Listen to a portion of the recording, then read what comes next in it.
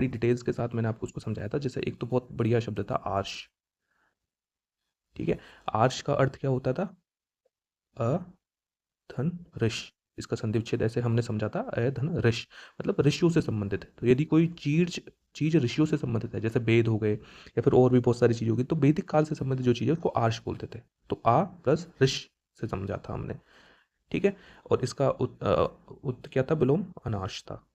ठीक है, तो ऐसे यदि आपको रटने की बिल्कुल जरूरत नहीं पड़ेगी। यदि आप शब्दों को तोड़ तोड़ के पढ़ोगे तो एक तो आपको यहाँ की संधि क्लियर हो रही है। ठीक है, एक मूल शब्द मिल रहे हैं, और मैं पहले ही बता चुका हूँ कि भाई मूल शब्द जो है सारी चीज़ों में इंपॉर्टेंट है। आप किसी भी चीज़ को समझ लीजिए, मैं आपको आज बता रहा हूँ कि यदि आपको जितने मूल शब्द है वो सारे पता है, तो आपको एक भी रूल या फिर कोई भी विलोम शब्द कुछ कुछ भी पढ़ने की आवश्यकता नहीं है। आप बिल्कुल बना सकते हो सारी सारी चीज़ें, क्योंकि आखिरकार वर्ड्स बने तो मूल शब्द से ही है। मूल शब्द के आगे कुछ उपसर्ग लग गया, प्रत्यय लग गया, दो मूल शब्द मिल गए।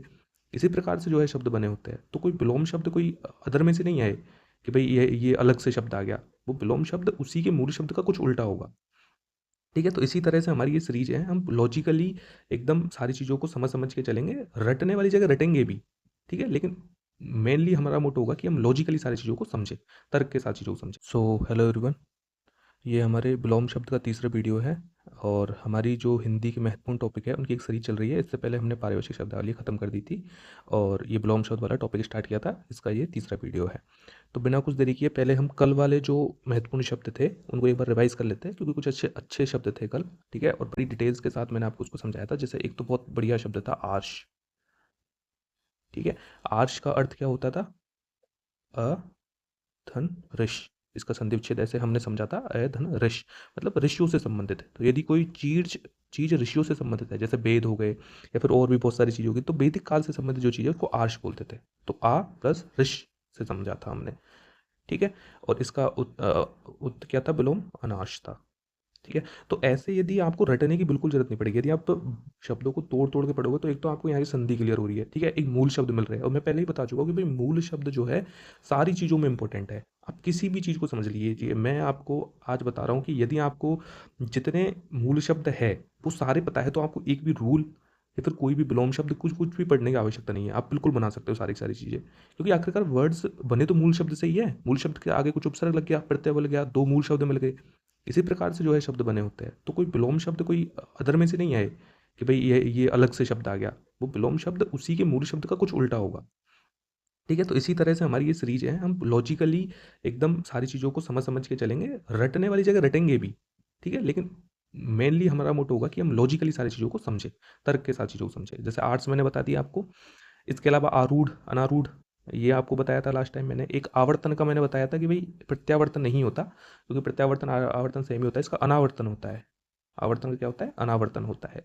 ठीक है, एक आविर्भाव और आविर्भूत का बताया था मैंने। आविर्भाव और आविर्भूत। ठीक है, इन दो का मैंने आपको समझाया था कि आविर्भाव का और आविर्भूत का अर्थ क्या होता है। तो आबी का उल्टा होता है तिरो, ये ध्यान रख लीजिए आप, तिरो। ठीक है, तो आविर्भाव का क्या हो जाएगा? त्रोभाव। आविर्भूत का क्या हो जाएगा? त्रोभूत। ठीक है, आपको ये समझना है। इसके बाद में आमिष। मैंने आपको बताया था कि भाई जो आमिष है और शामिस, ये अपोजिट नहीं है, एक्चुअली सेम है।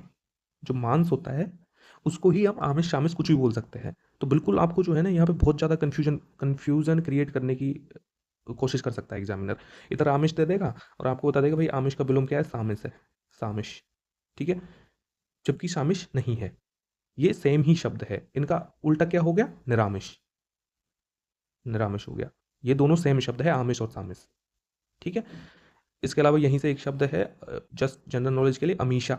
अमीषा का अर्थ होता है सुंदर, ताकि आपको कभी जो है एक अनेकार्थी शब्द भी होते हैं ना, तो उस टाइप से आपको कंफ्यूजन न क्रिएट किया जाए, इसलिए बता रहा हूँ। एक शब्द हमने पढ़ा था अवनी। ठीक है, हमने अबली अबनी लेखरा मैम से भी समझा था कि इतना कुछ जीतने के बाद भी जो धरती से जुड़ी हुई मैम है। ठीक है, तो अबनी का मतलब कि धरती होता है। ठीक है, इसका उल्टा हो जाएगा अंबर। ठीक है, इसी प्रकार से हमने अस्तेय समझा था। अस्तेय जो गांधी जी के जो गुण बताते हैं, गांधी जी की जिन चीज़ों को अपनाना चाहिए, बुद्ध धर्म में, जैन धर्म में बताया गया है। तो अस्तेय का क्या है? स्तेय। स्तेय मतलब चोरी करना, अस्तेय मतलब चोरी नहीं करना। ठीक है, इसी प्रकार से हमने अपकर्षण समझा था कि भाई अपकर्षण विकर्षण ये सेम होते हैं, उल्टे के से आकर्षण के उल्टे होते हैं। ठीक है, तो ये कुछ शब्दावली थी। ठीक है, जिनको हमने समझा, अच्छे से समझा और अब रिवाइज भी कर लिया है। अब आगे वाली शब्दावली बिना देरी किए स्टार्ट करते हैं विलोम शब्द। तो पहला है आशीष। अब देखो यहाँ पे आपको क्या करना है, एक तो विलोम शब्द तो याद करने ही करने हैं, वो मैं बिल्कुल समझा दूंगा। इसके अलावा आपको क्या है, इन शब्दों पे भी ध्यान देना है कि भाई कैसे बना है, शय कौन सा है, ये वाला शय कौन सा है, ठीक है, स है, श है, शय है, किस प्रकार का शय है, ताकि आपको जो जो गलत शब्द, जब अशुद्धि वाले शब्द जो क्वेश्चन आते हैं, अशुद्धि वाले क्वेश्चन, तो वो भी करने में आपको आसानी हो। तो यहीं से सारी चीज़ें क्लियर होगी, ठीक है, संधि भी यहाँ से क्लियर होगी आपको। तो आमिष, सॉरी, आशीष का क्या हो गया, अभिशाप। ये आपको पता है। आश्रित, निराश्रित, आसक्त का अनासक्त, देखो स है ये, ना कि श, शक्त वाला से नहीं है, स है, ठीक है। तो आसक्त का क्या हो गया, अनासक्त हो गया। आस्था का अनास्था हो गया। आह्वान, अब देखो ये है आह्वान, किसी चीज़ का हम आह्वान करते हैं, ठीक है, जैसे बोलते हैं ना कि आह्वान करना। जैसे हम जब यज्ञ करते हैं तो यज्ञ करते टाइम क्या आह्वान ही करते हैं हम, एक तो आहूत करते हैं, आहूत अलग चीज़ होती है, और एक आह्वान होता है। तो आह्वान करते हैं हम, देवताओं का आह्वान करते हैं, और भोज का आहूत करते हैं हम, जो भी भोज होता है वो उसको आहूत करते हैं। इसके अलावा देवताओं का आह्वान, आह्वान मतलब कि बुलाना, ठीक है। तो जब कोई चीज़ बुलाते हैं तो बुलाना, और विसर्जन मतलब उसको त्याग देना। जैसे गणेश विसर्जन, तो गणेश जी की जो मूर्ति होती है उसको हम त्याग देते हैं या फिर उसमें बहा देते हैं, तो विसर्जन हो गया। तो आह्वान का क्या हो गया, विसर्जन हो गया। इच्छा का अनिच्छा हो गया। इति, अब ये देखो कितनी बार आ चुका है ये अथ। तो अथ तो मेरे हिसाब से आपको, क्योंकि हर लेक्चर में अथ आ रहा है, अथ का क्या होता है, आरंभ, और इति का मतलब होता है समापन। अनिष्ट का हो गया इष्ट, ठीक है। तो इष्ट जो है ना, इष्ट का उल्टा है अनिष्ट, अनिष्ट, ठीक है। अब यहाँ पे कंफ्यूजन कैसे करेगा, ठय दे के क्रिएट करेगा, लेकिन आपको टय याद रखना है, ठीक है। इह पर, अब जैसे आपने सुना, हाँ, ये नीचे तो ये रखा है इह लौकिक, एक सुना होगा कि इह लौकिक चीज़ें, परलौकिक चीज़ें, ठीक है। जो भौतिकवाद में बिलीव करते हैं, जो यूटिलिटेरिज्म कॉन्सेप्ट, उपयोगितावादी कॉन्सेप्ट में बिलीव करते हैं, वो क्या है, इह लौकिक लोग होते हैं। और परलौकिक लोग मतलब कि जो आध्यात्मिक चीज़ों में बिलीव करते हैं। तो इह यहाँ से आया है, मतलब यहाँ का, मतलब अपने संसार से जुड़ा हुआ यहाँ का, पर मतलब कि दूसरा या दूसरे लोग का। अब देखो इप्सित और अनिप्सित।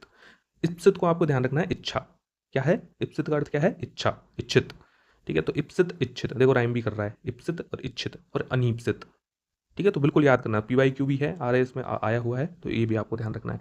ईमानदार, बेईमान, ईमानदार, बेईमान, ईश्वर, अनीश्वर, ठीक है। अब ईश्वर का आपको क्या है, कंफ्यूजन कैसे क्रिएट करेगा, ईश्वर का दानव दे देगा, वो राक्षस दे देगा।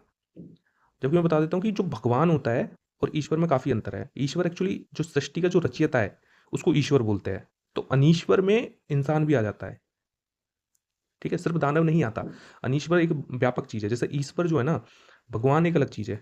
भगवान जो है हाइपोथेटिकल एक एंटिटी है, जिसको हम जो है जिसमें बिलीव करते हैं, कुछ लोग बिलीव नहीं भी करते हैं, ठीक है। और ईश्वर जो है वो हमारी जो पृथ्वी है उसका रचयिता को ईश्वर बोलते हैं, ठीक है। तो पृथ्वी का रचयिता यदि ईश्वर है, तो जिसकी रचना हुई है वो क्या हो गया, अनीश्वर, ठीक है। तो जो इंसान जो होते हैं वो अनीश्वर होते हैं, ठीक है। तो इसलिए इसको कंफ्यूज नहीं करना है, ईश्वर का उल्टा दानव नहीं है। भगवान यदि आए, वो आएगा नहीं, देव का है दानव, देव का है दानव उल्टा, ठीक है। लेकिन ईश्वर का क्या है, अनीश्वर है।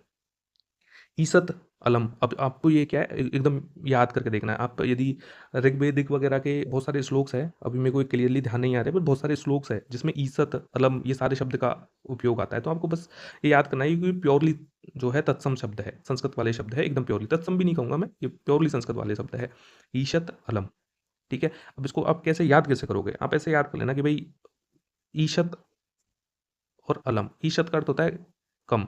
ईशत का ऐसे ध्यान रखा भाई, ईश्वर क्या है, कम है, मतलब एक ही तो ईश्वर है, कम है बस। अलम मतलब कि पर्याप्त, मतलब बहुत सारे पड़े हुए हैं, ठीक है। तो अलम, तो ऐसे आप कुछ भी ट्रिक बना के इसको याद कर लेना। बाकी इसका कुछ इतना ज़्यादा इंपॉर्टेंट है नहीं है, क्योंकि एक अलग ही हिंदी से जुड़ा हुआ शब्द नहीं है ये मोस्टली जो है संस्कृत से जुड़े हुए शब्द है, ईशत अलम। तो इसको बिल्कुल ऐसे ही रट लीजिए, ईशत अलम, ऐसे, ईशत अलम, ठीक है, पर्याप्त और कम, ठीक है। आह्लाद, देखो आह्लाद और विषाद। आह्लाद आपने बहुत बार सुना होगा, आप यदि किसी के उपन्यास पढ़ोगे, जैसे दिव्या उपन्यास यदि कभी आप पढ़ोगे, तो दिव्या उपन्यास में यशपाल द्वारा लिखा गया है, आई थिंक, हाँ। तो यशपाल द्वारा जो दिव्या उपन्यास में बहुत जगह आता है कि आह्लादपूर्ण स्थिति, ठीक है। आह्लादपूर्ण स्थिति मतलब कि एकदम उल्लास भरी स्थिति, प्रसन्नता भरी स्थिति। तो उसका क्या होता है, विषाद में, कोई व्यक्ति यदि विषाद में है तो उसको ये बोल देंगे, ठीक है। उत्पत्ति का हो गया विनाश, उत्साह निरुत्साह हो गया, उदयाचल अस्ताचल हो गया, उदीची और अवाची, ठीक है। ये क्या चीज है, उदीची और अवाची, ठीक है। अब देखिए, उदीची का होता है एक्चुअली उत्तर, अवाची का होता है दक्षिण। अब देखो ये क्या है, उदीची का यदि हम देखें कि उदीची कैसे बना है, तो ये बना है उद, धन इची से बना है, उद धन इची बना है। और उद का मतलब होता है उद्घाटन या फिर ऊपर उठना, ठीक है। और अब अवाची, अवाची। और अब का मतलब होता है नीचे गिरना, निम्न, जैसे अवनति हम बोलते हैं, तो अब मतलब नीचे गिरना। और इसमें भी ईची है, ईची का मतलब चलने के सेंस में आता है, जाना, चलना, गति, ईची, ठीक है।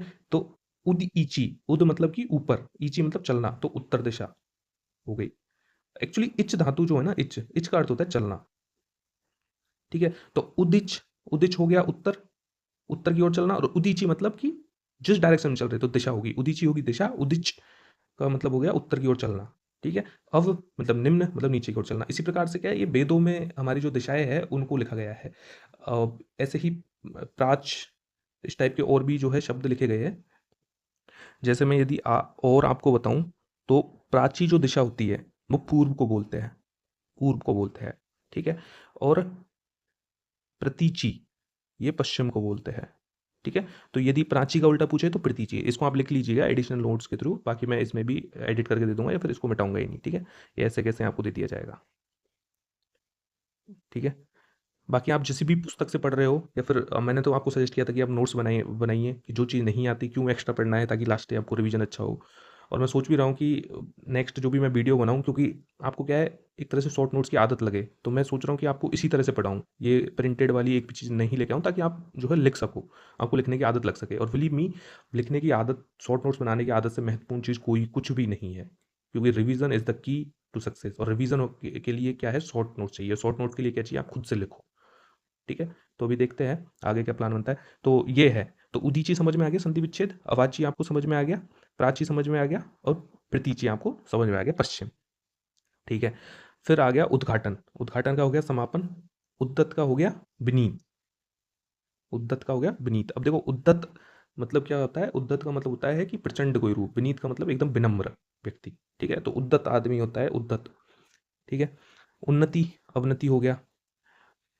अब देखो उन्मीलन, तो उन्मीलन, इसका अभी ये एक्चुअली क्या होता है, इसका संधि विच्छेद करोगे आप उन्मीलन का, तो ये उद प्लस मीलन होता है, ठीक है। उद प्लस मीलन। अभी जो मीलन जो धातु है, ये मीलन जो मूल शब्द है, मीलन का एक्चुअली आंखों के सेंस में आता है, कि आंखों को खोलना बंद करना, ठीक है। जो आंखों की जो झपकने की प्रक्रिया है उनको मीलन बोलते हैं। तो उद मतलब कि ऊपर, मतलब कि खुलना, तो खिलने के सेंस में आता है, तो ठीक है। इस प्रकार से निमीलन, निमीलन, तो निहि धन मीलन, वही आंखों के झपकने के सेंस में, तो नी मतलब नीचे झपकना, उद मतलब ऊपर झपकना, तो नीचे झपकेगी तो मतलब बंद होना, ठीक है। ऊपर झपकेगी मतलब खिलना या खुलना, ठीक है। तो ऐसे ये शब्द बने हैं। तो मैं चाहता हूँ कि आप भी जो है इसी तरह से चीज़ों को समझो, मूल शब्द ढूंढो, ताकि आपको रटने की जरूरत नहीं पड़े, और आपको एक तरह से एकदम पूरा ज्ञान मिले एक शब्द का, ताकि आप यदि कहीं भी फंसो तो फिर आराम से उस स्थिति से निकल सको और एग्जाम में अच्छा कर पाओ। उन्मुख, विमुख, उन्मूलन, स्थापन या रोपण। अब जैसे उन्मूलन होता है उखाड़ना, जैसे भाई मलेरिया उन्मूलन की नीति चलाई गई है, ठीक है। बहुत सारी करंट में बहुत सारी चीज़ों को उन्मूलन की, जैसे एक स्लीप डिजीज़ है, अभी मैं करंट में इंडियन एक्सप्रेस पढ़ रहा था, तो इंडियन एक्सप्रेस में जो है अभी एक स्लीपिंग डिजीज़ करके एक डिजीज़ है, ठीक है, जो अफ्रीकन कंट्रीज में है। तो उसके उन्मूलन के लिए, एरेडिकेशन के लिए, जो डब्ल्यू एच ओ ने एक नीति लागू किया कि 2030 तक जो है इसको ख़त्म करना है, उन्मूलन को, इसका जो स्लीपिंग डिजीज है उसका उन्मूलन करना है, ठीक है। तो इस तरह से उन्मूलन होता है, स्थापन, रोपण, स्थापित करना, ठीक है।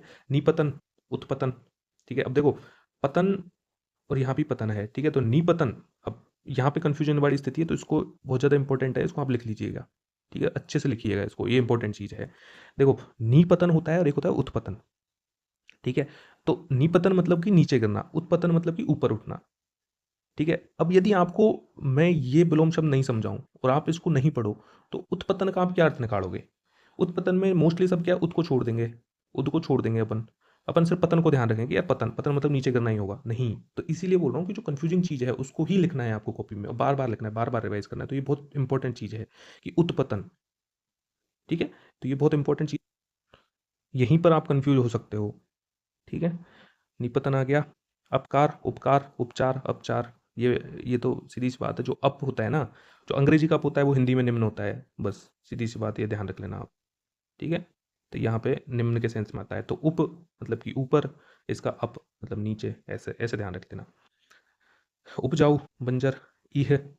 अब देखो ईह का इच्छा के सेंस में आता है निरीह, और इधर ईहा इच्छा है अनीहा। तो अब कंफ्यूज नहीं होना है, ईह का यदि आपको उल्टा दे तो ईह का उल्टा आपको ईह भी दे सकता है। ठीक है, जैसे ईहा का उल्टा है अनीहा। ठीक है, तो ईह का उल्टा अनीह भी दे सकता है आपको, अनीह। ठीक है, लेकिन अनीह कोई शब्द है नहीं एक्चुअली, अनीहा शब्द है। तो ईहा का उल्टा अनीहा है। ठीक है, अनिच्छा, ईहा कहा अनीहा है, लेकिन ईह का क्या है, निरीह। तो ये भी आपको एकदम ध्यान रखना है, ये भी इंपॉर्टेंट है, ये दोनों ही इंपॉर्टेंट है एक्चुअली, ये दोनों ही इंपॉर्टेंट शब्द हो जाते हैं। ठीक है, उपजीव्य और उपजीवी। अब देखो कल हमने शब्द पढ़े थे कि परजीवी, अनुजीवी। ठीक है, और ये किसके उल्टे थे, ये आत्मनिर्भर के उल्टे थे, आत्मनिर्भर के विलोम शब्द थे। तो वहीं पे एक और चीज़ ऐड कर लीजिए आप, यदि आपने कॉपी में शॉर्ट नोट्स बनाए, इसलिए मैं बोल रहा हूँ शॉर्ट नोट्स बनाइए। मैं जोर इसलिए दे रहा हूँ क्योंकि अभी मैं बोल रहा हूँ आपको इतना अच्छा नहीं लग रहा होगा कि यार शॉर्ट नोट्स के आप सीधे सीधे सीधे नोट्स मिल रहे हैं तो अच्छा है ना, उससे ही करेंगे, क्यों फालतू में टाइम वेस्ट करें। लेकिन आपको जब लास्ट डे आएगा एग्जाम से 2-3 दिन पहले, जब आपको याद आएगा ये कि शॉर्ट नोट्स बना ले, तो बहुत बेहतर होता है, शायद सिलेक्शन हो जाता है हमारा। बहुत ज़्यादा इंपॉर्टेंट है शॉर्ट नोट्स। ठीक है, तो उपजीव्य और उपजीवी, तो वहीं पे आप ये भी लिखिए उपजीवी। ठीक है, तो ये सब सेम है, परजीवी, अणुजीवी, उपजीवी। ठीक है, तो दूसरों पर जीने वाला उपजीवी, और उपजीव्य मतलब कि दूसरों को जलाने योग्य, मतलब दूसरों को जलाने वाला। ठीक है, जैसे मैं आपको उदाहरण बताऊं तो, जैसे हमारे यहाँ पे अमरबेल होती है राजस्थान में, राजस्थान के बहुत सारे इलाकों में अमरबेल, अब तो क्या लुप्त हो गई, तो अमरबेल होगी। तो अमरबेल क्या है, एक तरह से उपजीवी है। और उपजीव क्या हो गया, जिस पेड़ पे वो लगती है वो उपजीव्य है, दूसरों को जलाने वाला है। ठीक है, तो ये भी अच्छा है। उऋण और ऋणी, जैसे भाई ऋण तो आपने पढ़ा होगा कि ऋण से मुक्त होना। जैसे यदि हम ऋत और ऋण का कॉन्सेप्ट पढ़ते हैं, जब हम आरएस के लिए या फिर किसी के लिए भी हम जब एथिक्स पढ़ते हैं, तो एथिक्स में ऋण और ऋत का कॉन्सेप्ट आता है। तो वहाँ पे आता है कि भाई हमारे जो ऋण है उनसे मुक्त होने के लिए आवश्यक है उऋण होना। तो उऋण मतलब कि ऋण से मुक्त होना। उग्र, सौम्य, सौम्य मतलब एकदम सौम्यता से युक्त। ठीक है, तो ये तो शब्द से भी लग रहा है आपको। ठीक है, उपत्यका और अधिपत्यका। अब देखो उपत्यका, ठीक है, उपत्यका मतलब कि पर्वत के नीचे। उप का मैंने पहले बताया था कि उप का अर्थ क्या होता है, उप मतलब कि नीचे, पास में। ठीक है, तो उपत्यका और अधिपत्यका, अधि मतलब कि ऊपर। तो पहाड़ के ऊपर की समतल भूमि होगी अधिपत्यका, और पहाड़ के नीचे की समतल भूमि होगी उपत्यका। ठीक है, उचित, अनुचित, उत्कर्ष, अपकर्ष, उत्कृष्ट, निकृष्ट। उपमेय का अनुपमेय या उपमान हो गया। अब उपमेय उपमान है, यदि उपमा अलंकार आपने पढ़ा है तो उसमें आपने पढ़ा होगा कि उपमेय क्या होता है, कि जिसकी उपमा की जाती है, और उपमान क्या होता है, जिससे उपमा की जाती है। जैसे राम भगवान को, यदि आप राम की शक्ति पूजा पढ़ोगे, सूर्यकांत त्रिपाठी निराला की है आई थिंक, सूर्यकांत त्रिपाठी निराला जी की एक लंबी कविता है राम की शक्ति पूजा। उसमें जो राजीव नयन बोलते हैं, राम भगवान की माँ जो है राम भगवान को राजीव नयन बोलती है, राजीव नयन। ठीक है, तो राजीव मतलब कमल, नयन मतलब कमल जैसी आंखों वाला। तो कमल, तो राम की आंखों की तुलना कमल से की जा रही है, तो उपमेय कौन हो गया, राम की आंख। और उपमान क्या हो गया, राम भगवान की आंख क्या होगी, उपमेय। और राम जी की, और जो कमल हो गया वो क्या हो गया, उपमान, की जिससे तुलना की जा रही है। ठीक है, तो इस तरह से उपमेय उपमान को आपको समझना है। फिर हो गया उत्खनन का, हो गया निखनन। ठीक है, खुदाई या फिर गाड़ना, खुदाई और गाड़ना। ठीक है, उसको निखनन हो जाएगा। उपयुक्त, अनुपयुक्त, उत्तम, अधम। अब ये पिछली बार भी आया था, पिछली बार अधम के से, अधम का उत्तम दे रखा था, श्रेष्ठ दे रखा था। ठीक है, तो अधम का मैंने समझाया था कि भाई जो उद्दंडी होता है, ठीक है, नीच व्यक्ति होता है, वो अधम होता है। इसको अधर्म से समझाती है, अधर्म से आप याद कर लेना इसको।